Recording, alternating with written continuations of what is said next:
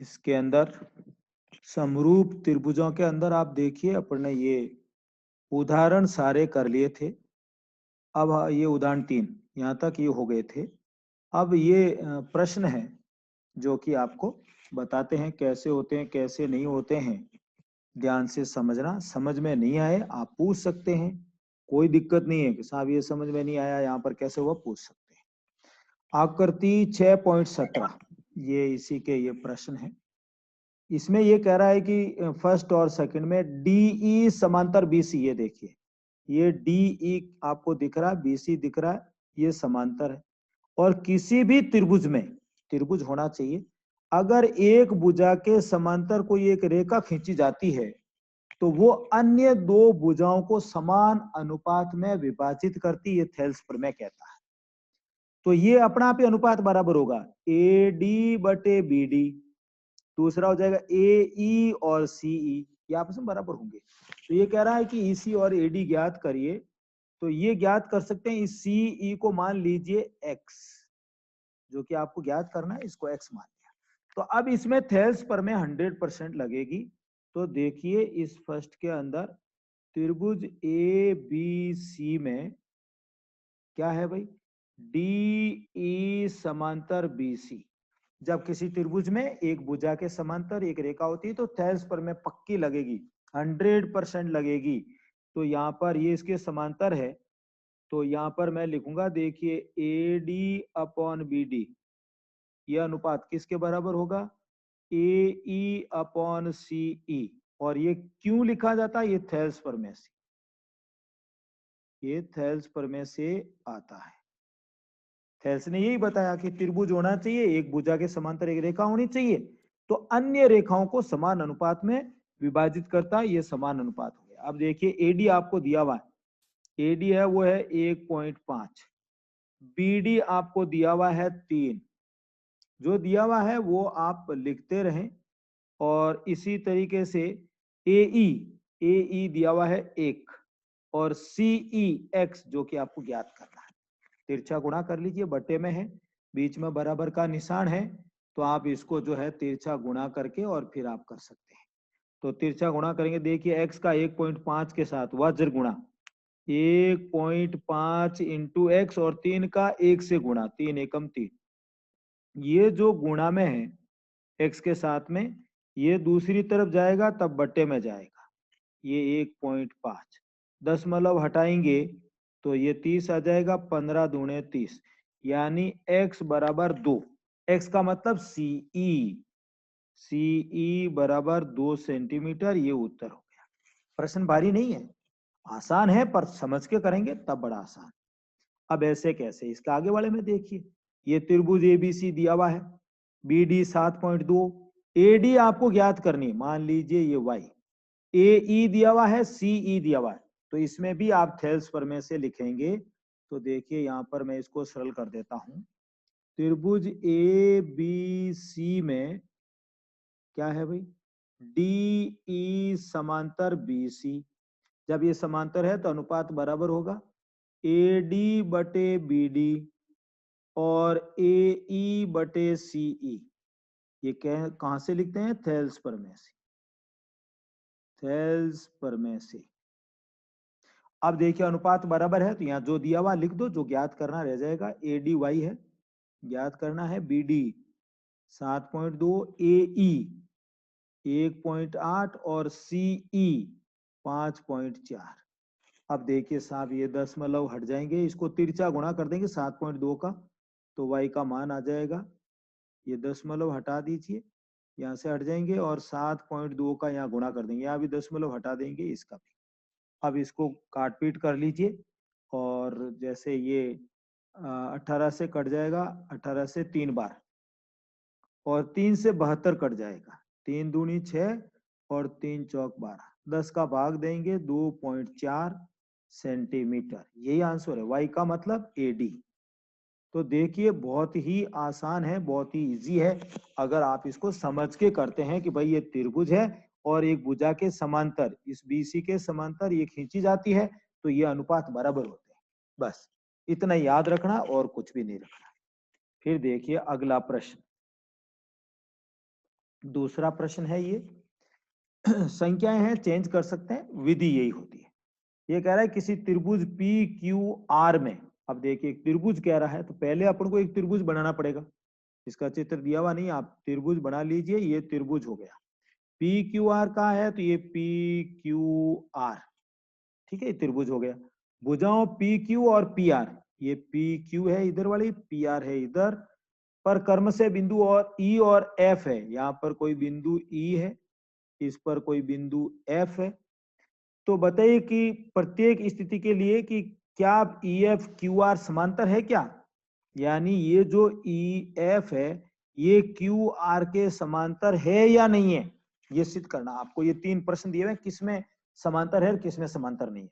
अब देखिए थेल्स की विलोम प्रमेय से समांतर सिद्ध होता है यदि ये अनुपात पीई बटे क्यूई बराबर पीएफ बटे एफ आर, अगर ये अनुपात बराबर आ जाते हैं तो ये रेखाएं समांतर होगी थेल्स की विलोम से, और यदि ये अनुपात बराबर नहीं आए तो ये समांतर नहीं होगी।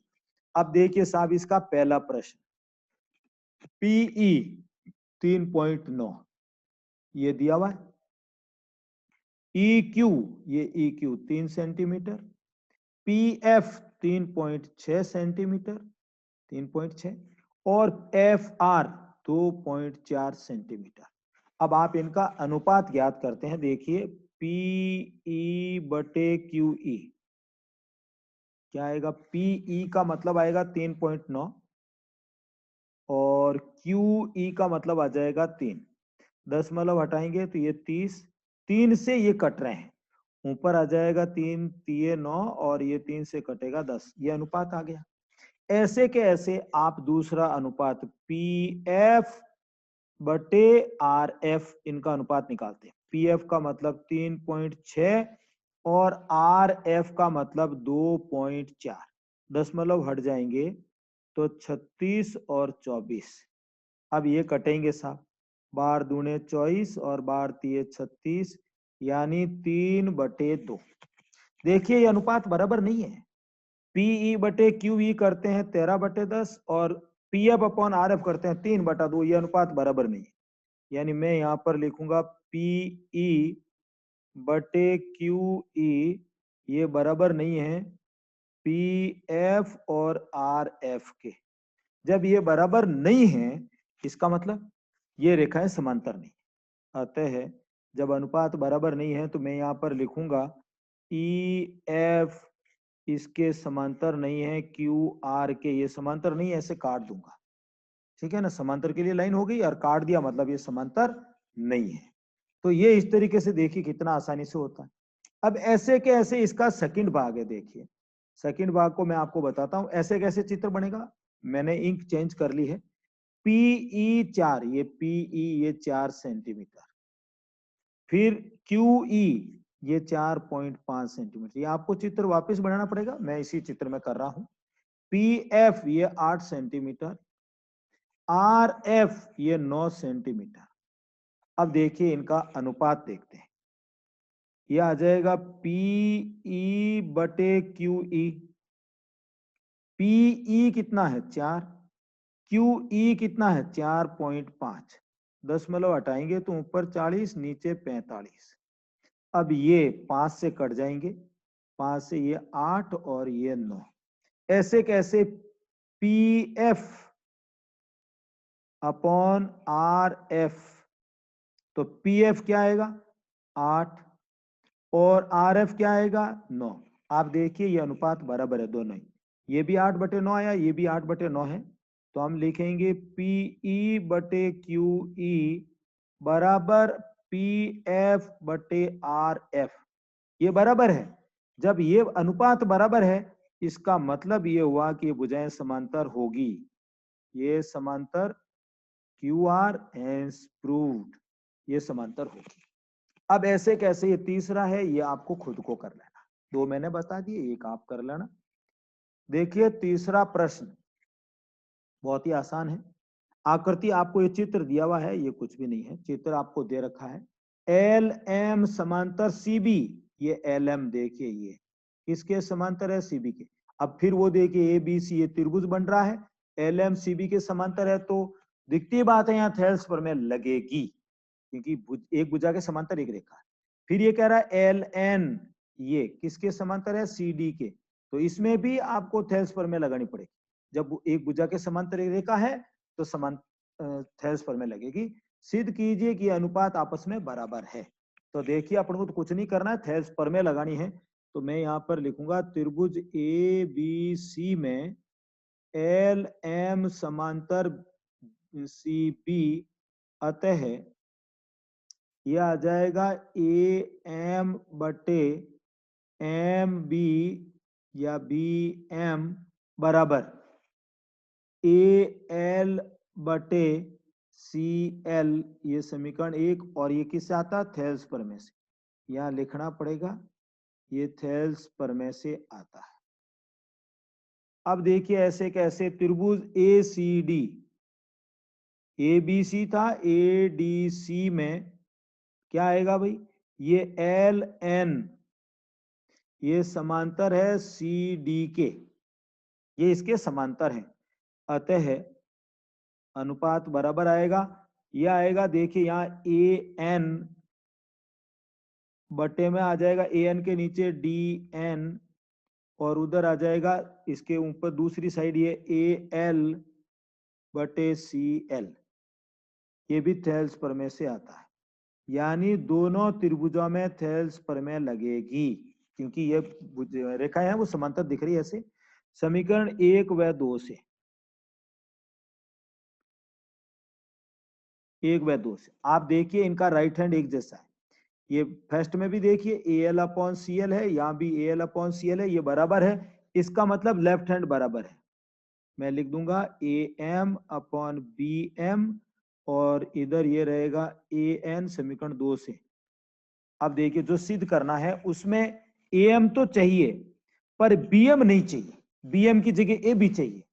तो मैंने आपको बताया था जो चाहिए वो नीचे होना चाहिए, जो चाहिए वो नीचे की तरफ रखिए, तो इसको उल्टा कर देते हैं। ये आ जाएगा बी एम, ए एम चाहिए तो ए एम नीचे, इसको भी उल्टा करना पड़ेगा, ये ए एन नीचे। अब हमको ये ए एम नहीं चाहिए, ए बी चाहिए पूरी साइड। ए एम तो इसका हिस्सा है, ए बी का एक टुकड़ा है, एक भाग है इसका। तो जब पूरा चाहिए तो मैंने आपको बताया था एक जोड़ते हैं, तो दोनों तरफ एक एक जोड़ दीजिए।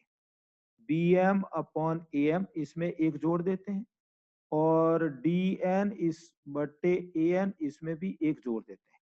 अब जोड़िए साहब, यहाँ पर क्या आएगा, ए एम, ये इसका भाग देंगे ना, इसमें ए एम में एक बार जाएगा, ऊपर गुणा करेंगे बी एम, एक के नीचे एक होता है, कुछ नहीं है तो एक है, एक का भाग देंगे तो ए एम ही आएगा, ए एम को ऊपर गुणा कर देंगे ए एम, और ये ए एन।